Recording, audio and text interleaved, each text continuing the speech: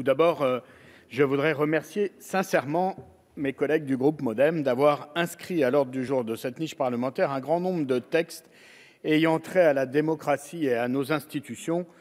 Nous regrettons, nous autres députés communistes, que ces sujets soient trop souvent délaissés par la représentation nationale, alors même qu'ils sont essentiels pour beaucoup de Français et de Françaises qui, le plus souvent, sont exaspérés par le fonctionnement de nos institutions démocratiques et aspirent à un changement de République. Comme eux, nous voulons ce changement. Comme eux, nous voulons redonner ces lettres de noblesse au régime parlementaire qui a été tant dévalué. Comme eux, nous n'en pouvons plus de cette monarchie présidentielle qui a fait tant de mal à la cohésion nationale durant la crise sanitaire et nous voulons y mettre fin. Comme eux, nous voulons associer les citoyennes et citoyens aux décisions, développer la démocratie participative et l'articuler non en opposition mais en complémentarité avec la démocratie représentative. Et nous avons la conviction que ces évolutions doivent se faire simultanément, faute de quoi ces réformes échoueront sur l'autel du présidentialisme. C'est ce que nous avons pu constater au cours de ces 5 dernières années. Sur le plan institutionnel, d'abord, avec un président qui promettait une révolution copernicienne et qui, finalement, n'a rien changé.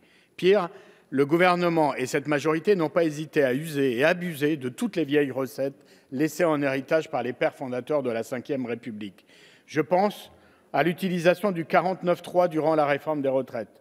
Je pense aussi au vote bloqué sur notre proposition de loi visant à déconjugaliser l'allocation adulte handicapé. Je pense également au fait majoritaire qui n'a jamais autant rayonné que sous cette législature, parfois dans des proportions caricaturales. S'agissant de la participation citoyenne ensuite, dont il est question dans cette résolution, le bilan n'est guère plus satisfaisant. Je veux tout d'abord parler de la Convention citoyenne pour le climat qui s'est soldée par un échec.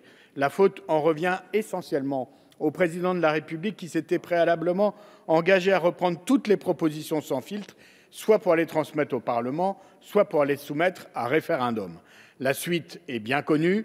Non seulement Emmanuel Macron n'a pas retenu toutes les propositions, mais il n'a eu de cesse de modifier ou de vider certaines d'entre elles de leur sens, avec, il est vrai, le concours des députés de la majorité. C'est d'autant plus regrettable que nous avions proposé, par la voix de notre président de groupe, la création d'une commission spéciale de l'Assemblée chargée d'étudier toutes les propositions émises par les citoyens tirés au sort.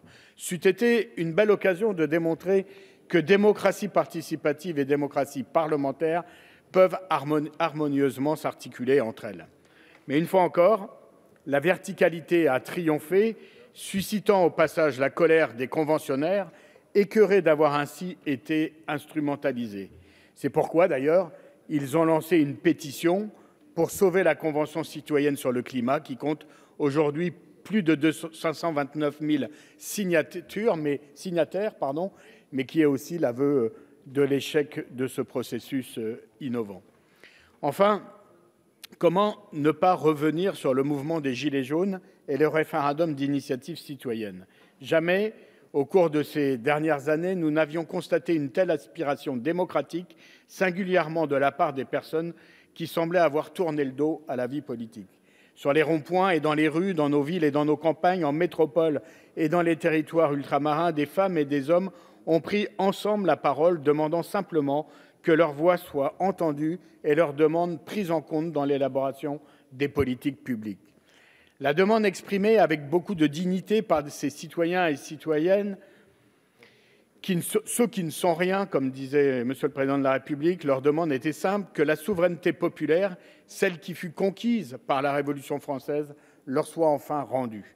À cette demande légitime et en réalité enthousiasmante, si l'on prend au sérieux la promesse républicaine d'un gouvernement pour le peuple et par le peuple, le pouvoir répondit comme toujours par le mépris, la verticalité et la négation de ce formidable élan démocratique. Aussi, vous comprendrez que, malgré quelques propositions intéressantes, nous nous abstiendrons sur ce texte, considérant que les perspectives que vous nous offrez resteront des chimères tant que vous n'aurez pas renoncé à ce présidentialisme qui étouffe les aspirations citoyennes. Merci beaucoup, Monsieur Peu.